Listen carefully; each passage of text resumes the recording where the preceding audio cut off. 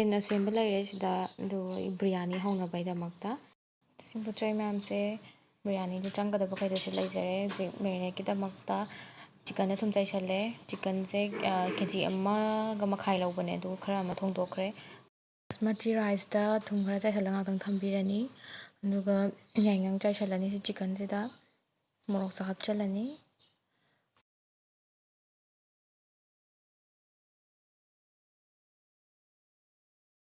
ꯃꯆꯨꯅꯦ ꯃꯣꯔꯣꯛꯁꯦ ꯁꯤꯁꯦ ꯄꯨꯂꯞ ꯆꯤꯛꯀꯟꯒ ꯇꯣꯠꯃꯤꯟꯅꯔꯅꯤ ꯃꯅꯨꯡꯗ ꯆꯪꯅꯅꯕꯀꯣ ꯉꯥꯏꯍꯥꯛ ꯊꯝꯃꯅꯤ ꯃꯦꯔꯤꯅꯦꯠ ꯇꯧꯅꯕ ꯁꯤꯗ ꯊꯣꯡꯉꯅꯤ ꯍꯧꯖꯤꯛ ꯕꯤꯔꯌꯥꯅꯤ ꯆꯤꯛꯀꯟꯗꯣ ꯂꯩꯊꯕ ꯌꯥꯏ ꯁꯤꯁꯦ ꯍꯥꯞꯆꯜꯂꯅꯤ ꯈꯔ ꯍꯩꯔꯅꯤ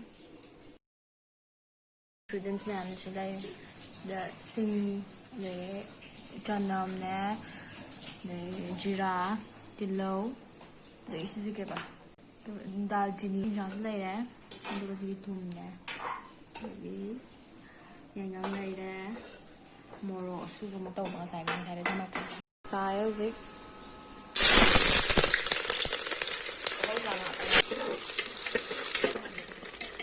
ꯂꯧ ꯊꯥꯅ ꯀꯨꯁꯀꯤ ꯑꯣꯏꯔꯒ ꯈꯔ ꯉꯧꯊꯣꯛꯑꯒ ꯂꯧꯊꯣꯛꯇꯣꯏꯅꯦꯕ almost brown ꯑꯣꯏꯔꯦ ꯁꯨꯃꯥꯏꯅ ꯈꯔ ꯂꯧꯊꯣꯛꯑꯅꯤ ꯂꯧꯊꯣꯛꯑꯒ ꯁꯨꯃꯥꯏꯅ ꯊꯝꯃꯦ ꯂꯧꯊꯣꯛꯑꯅꯤ ꯉꯁꯥꯏꯒꯤꯅ ꯈꯤꯇꯪ ꯆꯥꯏꯗꯣꯏꯕ ꯁꯤꯡ ꯍꯥꯞꯄꯦ ꯆꯅꯝ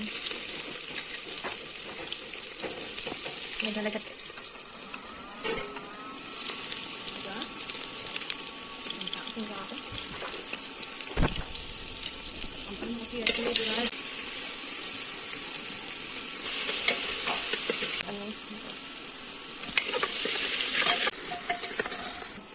ngасahgi marinate tauba chicken do hapani hojik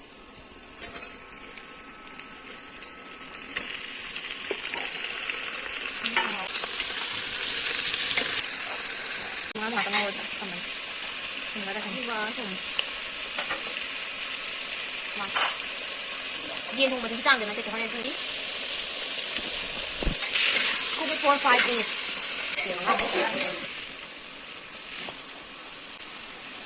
masagi basmati sawl na duman din KG mo dan wa kada sama kada ah no gida tilaw da ka am cha da hꯧꯖꯤꯛ ꯏꯁꯤꯡ ꯍꯥꯞꯆꯜꯂꯅꯤ ꯑꯗꯨꯒ ꯀꯩꯅꯣ ꯇꯧ ꯃꯥꯜꯂꯦ ꯌꯥꯗꯧ ꯃꯥꯜꯂꯦ ꯏꯁꯤꯡꯗꯣ ꯒ꯭ꯂꯥꯁꯁꯦ ꯁꯤꯒꯤ 2 ꯍꯩꯔꯦ 1 spoon ꯍꯥꯞꯄꯤꯕ and leave it ꯊꯝꯃꯅꯤ ꯃꯤꯅꯤꯠ ꯀꯌꯥꯝ ꯊꯝꯃꯦ